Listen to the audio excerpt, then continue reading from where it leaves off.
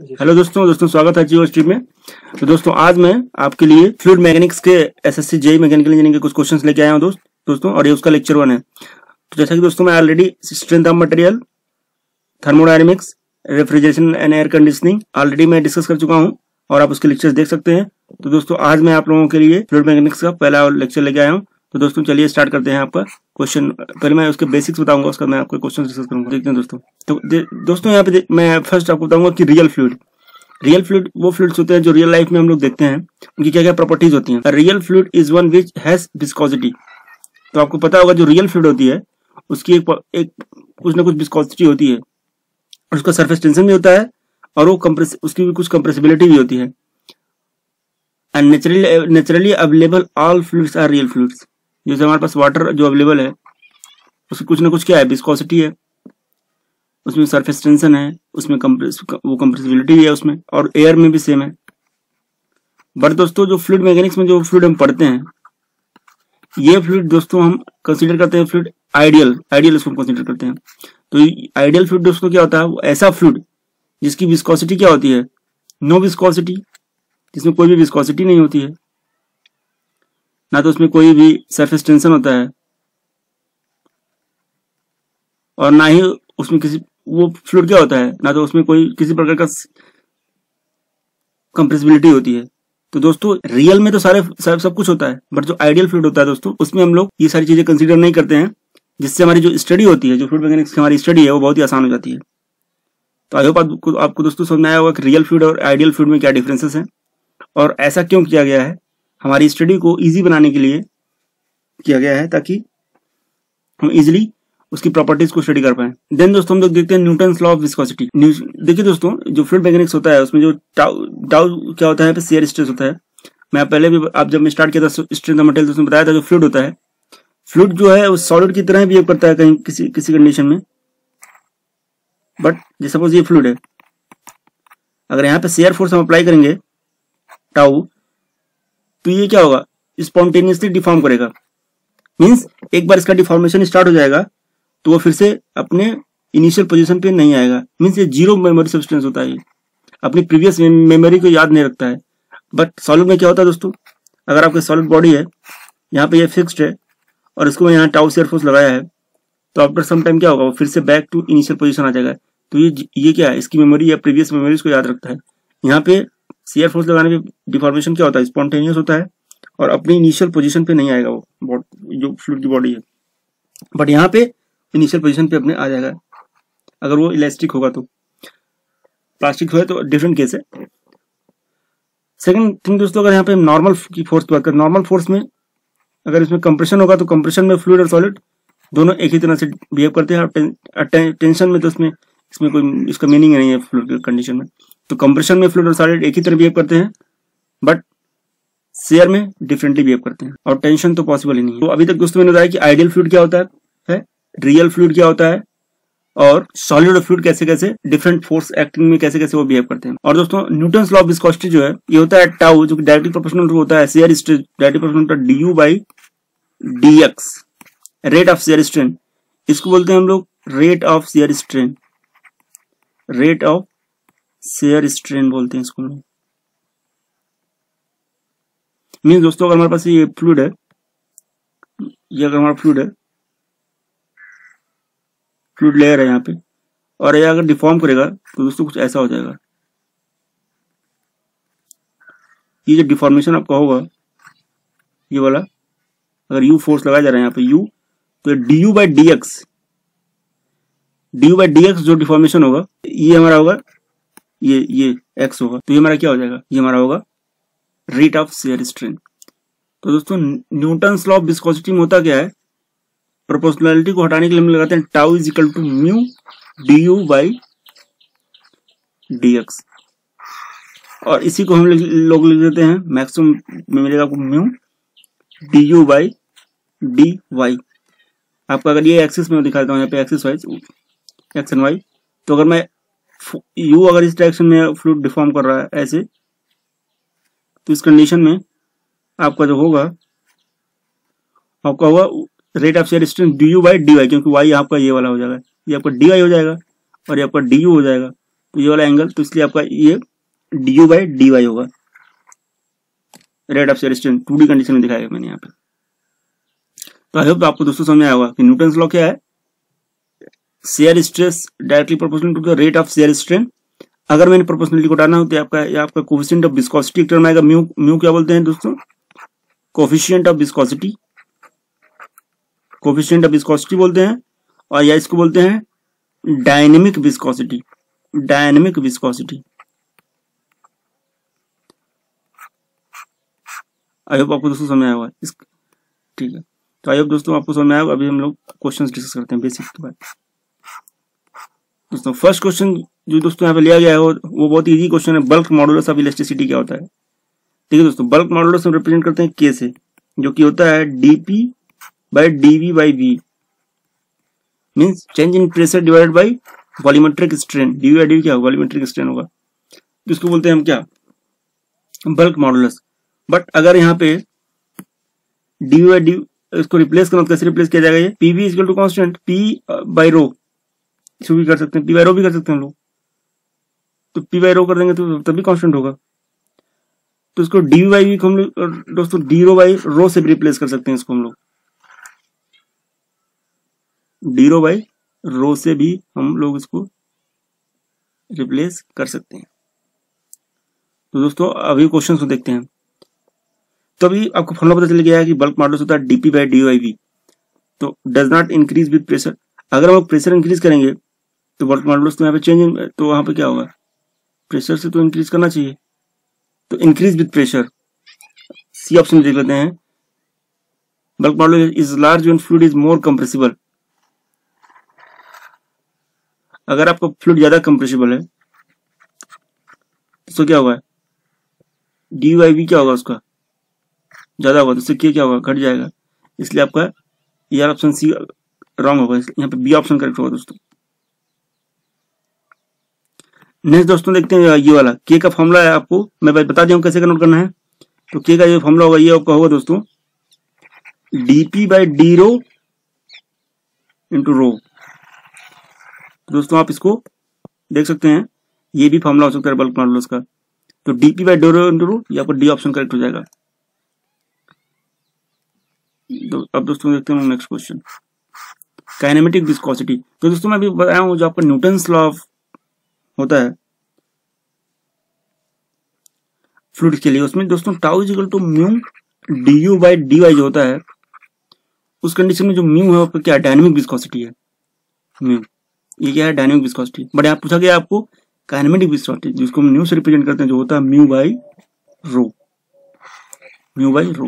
अब देखिए म्यू की जो यूनिट होती है वो होती है आपको मीटर स्क्वायर पर सेकेंड या स्ट्रोक, ये दोनों म्यू की काइनेमेटिक विस्कोसिटी की यूनिट होती है। इसको आप अच्छे से याद रख लें क्योंकि बहुत इंपॉर्टेंट, कभी बहुत सारे एग्जाम में पूछा जाता है। तो क्या होगा, डायनेमिक विस्कोसिटी डिवाइड बाय रो, ये होगा आपका काइनेमेटिक विस्कोसिटी। तो आइए दोस्तों क्वेश्चन नंबर 3 आपको अच्छे से क्लियर हो गया होगा। अगेन दोस्तों क्वेश्चन नंबर 4 देखते हैं। Pseudo plastic substances are non Newtonian fluid for which. देखिए दोस्तों ये आपका जो कर्व है, यहाँ पे जो वाई एक्सिस में है ये शेयर स्ट्रेस है, जिसको टाउ से रिप्रेजेंट करते हैं, और रेट ऑफ शेयर स्ट्रेन है ये आपका एक्स एक्सिस में। तो दोस्तों यहाँ पे बहुत सारे आप कर्व देख सकते हैं, डिफरेंट फ्लूइड के लिए दिया गया है। तो दोस्तों यहाँ पे जो लीनियर कर्व है इसको बोला जाता है न्यूटोनियन फ्लूइड के लिए। ये मतलब जो आइडियल फ्लूइड होता है, जो न्यूटन्स लॉ ऑफ फ्लूइड को फॉलो करता है विस्कोस, उसको बोलते हैं ये उसके लीनियर होता है, ये उसके लिए। देन दोस्तों अगर ये आपका सूडो प्लास्टिक होगा तो ये आपका इस टाइप का होगा, मीन्स आपका रेट ऑफ शेयर स्ट्रेन जैसे जैसे बढ़ेगा, आपकी जो शेयर स्ट्रेस की वैल्यू होगी वो धीरे धीरे घटती चली जाएगी। तो ये स्लोप होगा वो आपका डिक्रीज कर रहा है, यहाँ पे आप देख सकते हैं। लेकिन दोस्तों आप पूछा गया सूडो प्लास्टिक, तो देखिए सूडो प्लास्टिक आएगा क्या, सूडो प्लास्टिक तो ये वाला कर्व है ना, सूडो प्लास्टिक दोस्तों ये वाला कर्व, ये वाला कर्व है। तो आपको दिख रहा है फ्लूइड, ये कैसा फ्लूइड है, नॉन न्यूटोनियन फ्लूइड है, क्योंकि तो लीनियर कर्व आ नहीं रहा है। तो ये तो यहाँ पे क्लियर हो गया कि एक नॉन न्यूटोनियन फ्लूइड है, ये तो कंफर्म हो गया इसी से।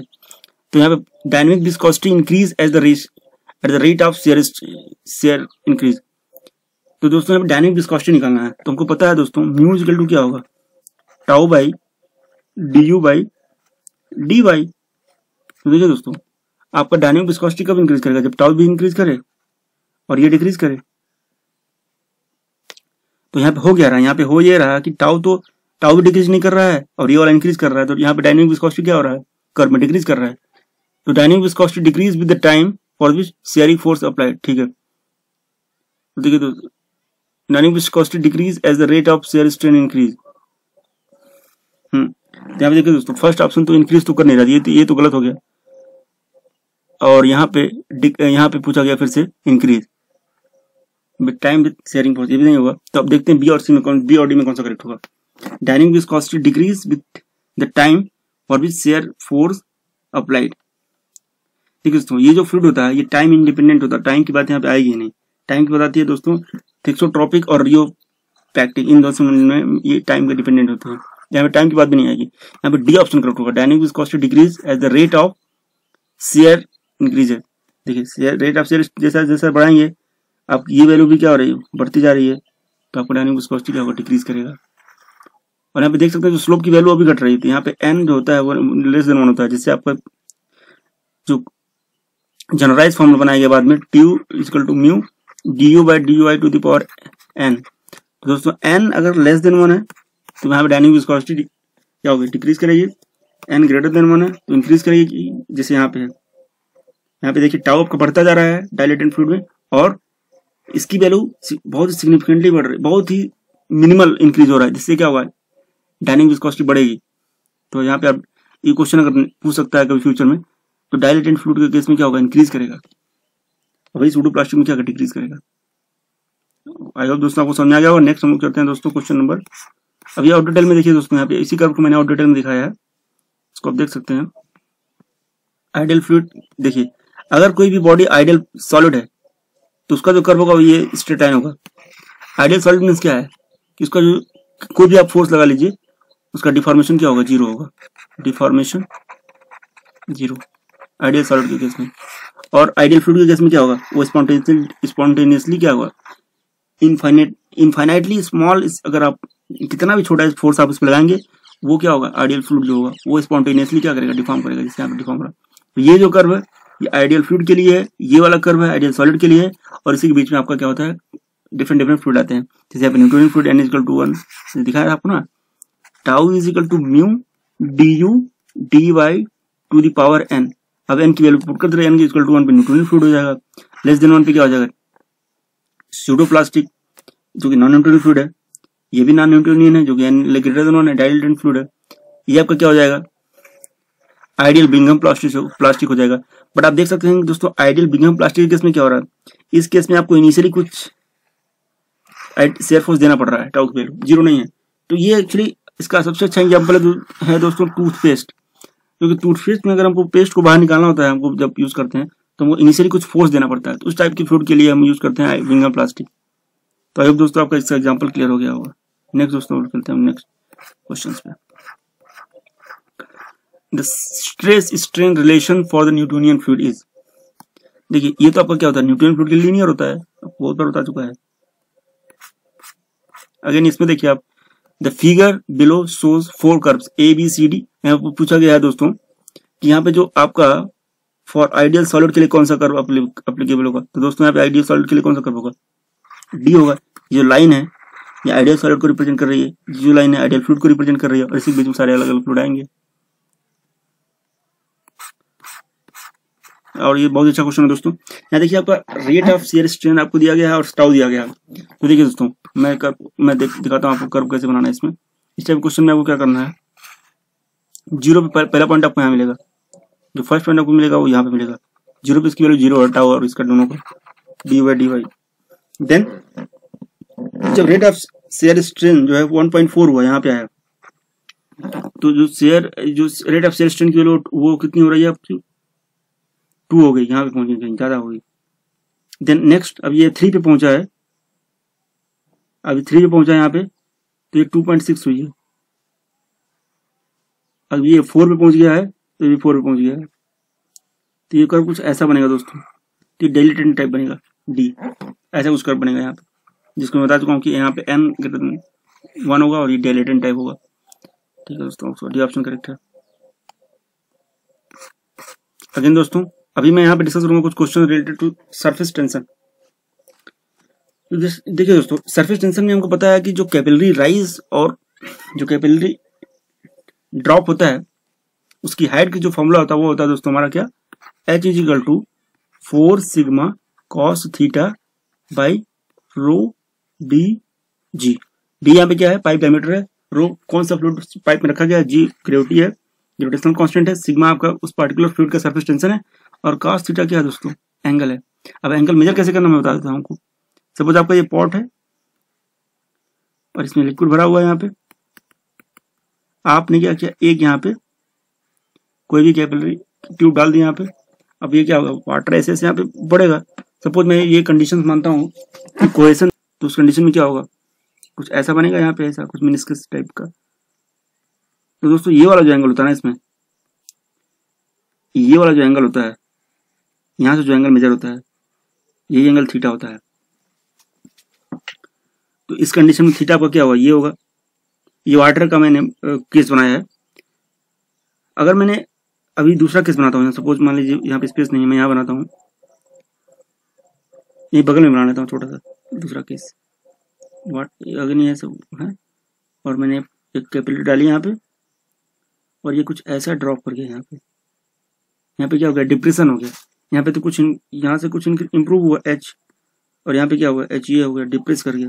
तो उस कंडीशन में आपका एंगल क्या होगा, इस कंडीशन में जो दोस्तों आपका एंगल होगा वो आपका ये वाला एंगल है, जो कि मेजर कहाँ से होगा, मेजर होगा दोस्तों यहाँ से। तो आई होप दोस्तों को समझ आ गया होगा कि जिस केस में आपका एडिशन है, एडिशन वाले केस में क्या हो रहा है, जब फोर्स अपने मॉलिक्यूल के बीच में ज्यादा है, तो दोस्तों आप देख सकते हैं ये वाटर का केस है, तो थीटा ये होता है, ठीक है। तो इफ थीटा जो है, थीटा की वैल्यू अगर ग्रेटर देन पाई बाय 2 है, तो एच की वैल्यू क्या हो जाएगी, नेगेटिव हो जाएगा, क्योंकि कॉस क्या हो जाता है, कॉस 90 प्लस जैसे ही करेंगे क्या हो जाएगा, नेगेटिव में हो जाएगा। तो उसके तो इसलिए क्या होगा, वो नेगेटिव हो जाएगा। तो उस केस में क्या होगा, डिप्रेशन होगा। तो मरकरी के केस में थीटा की वैल्यू क्या होती है, 138 डिग्री होती है, इसलिए यहाँ पे क्या होता है, कैपिलरी डिप्रेशन होता है। वाटर के केस में जो अगर आइडियल कंडीशन वाटर का है तो थीटा की वैल्यू 0 डिग्री होती है।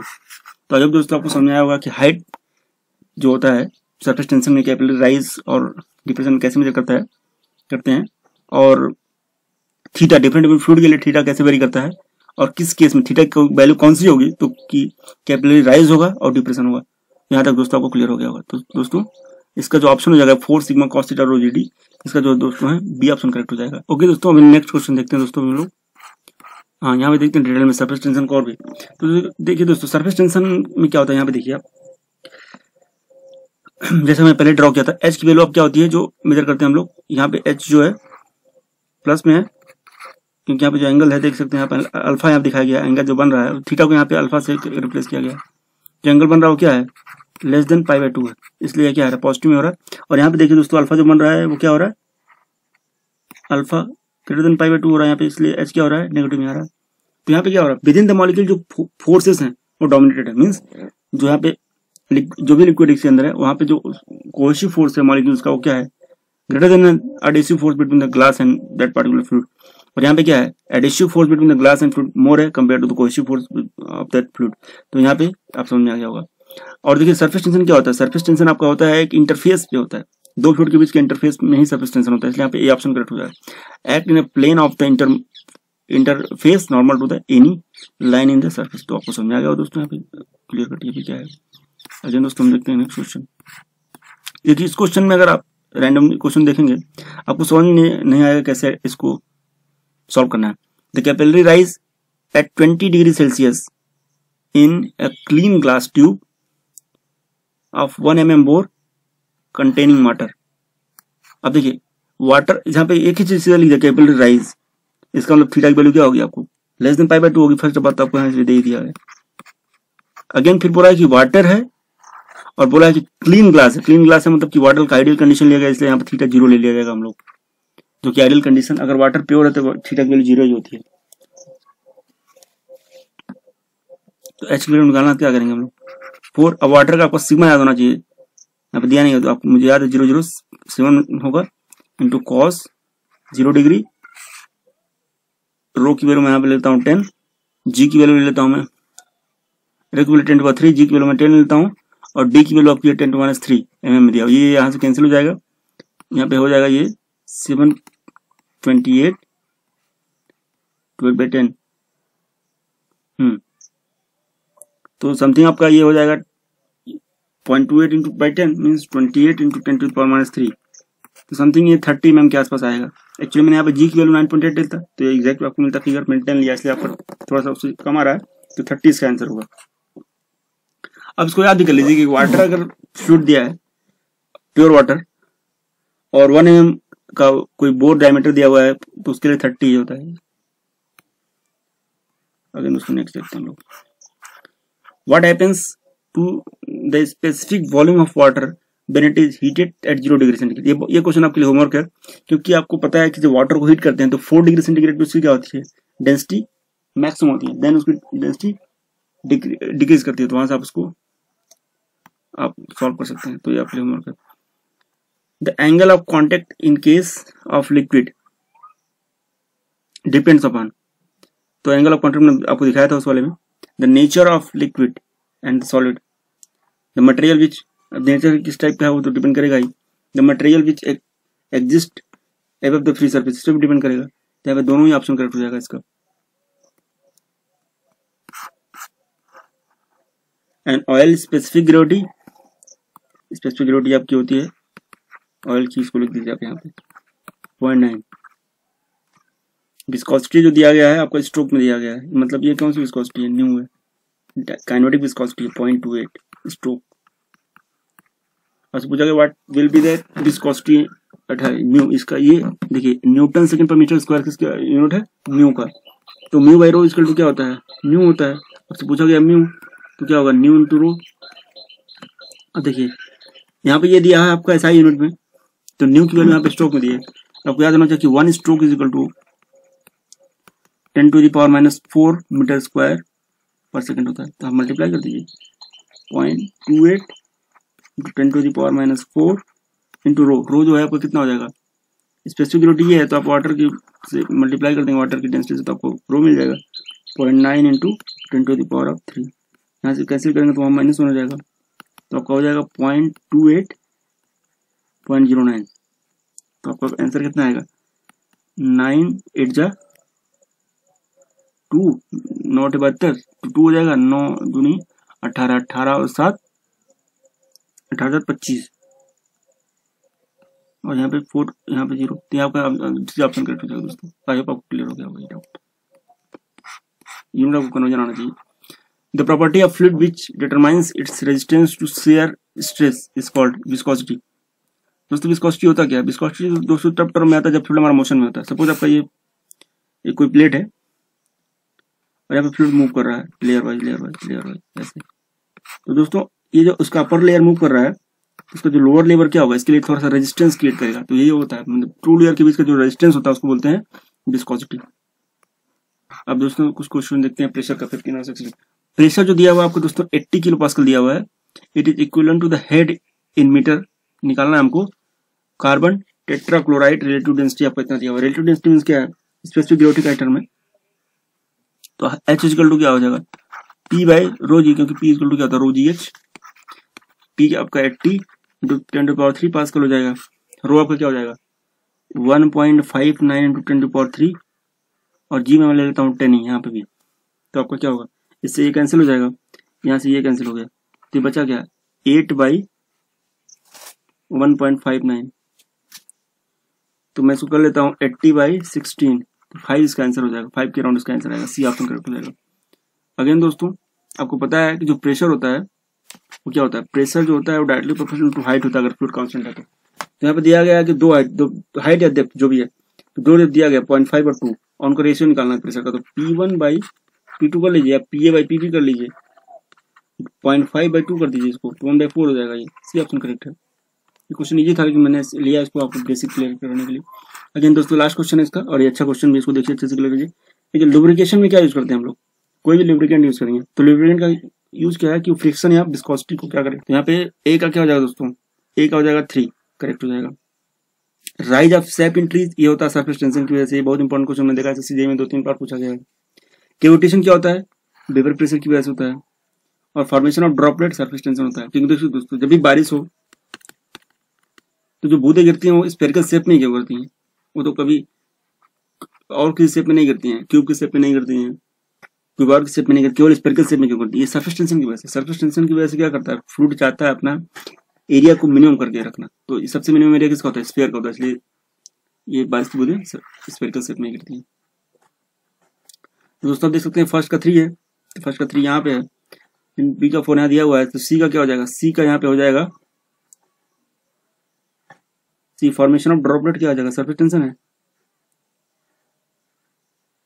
सी का 4 हो जाएगा, तो सी का 4 तो यहाँ पे दिया हुआ है, तो 3 1 और एक मिनट देखते हैं कैविटेशन का क्या हो जाएगा, डी का क्या हो जाएगा, डी का हो जाएगा आपका पेपर प्रेशर, डी का 2, तो डी का 2 यहाँ पे भी है, डी का 2 यहाँ पे भी है, इन दोनों में से करेक्ट देखते हैं। और ए का हो जाएगा आपका 3, ए का 3 हो जाएगा, ए का 3 यहाँ पे भी है और ए का 3 यहाँ पे भी है, अभी देख सकते हैं। अब देखते हैं दोस्तों बी का 1, बी का 1 क्या है दोस्तों, यहीं पे है, इसलिए डी ऑप्शन करेक्ट हो जाएगा दोस्तों। अब दोस्तों करेक्ट एक फिर से दिखा देता हूँ, ए का जो दोस्तों होगा यहाँ पे 3 होगा, बी का दोस्तों 1 होगा, सी का दोस्तों 4 होगा और डी का दोस्तों 2 होगा, 3 1 4 2, डी ऑप्शन करेक्ट होगा दोस्तों। तो अरे दोस्तों आपको ये लेक्चर समझ में आएगा, ये बहुत ही बेसिक लेक्चर है फ्लूइड मैकेनिक्स का लिया आज। बाकी दोस्तों ये फ्लूइड मैकेनिक्स बड़ा टॉपिक है, तो इसमें आपका 5-6 लेक्चर आएंगे, तो दोस्तों आप सारे को लेक्चर को रिवाइज करते रहिए और पढ़ाई को एंजॉय कीजिए। इसी के साथ दोस्तों मिलते हैं नेक्स्ट लेक्चर में, थैंक यू।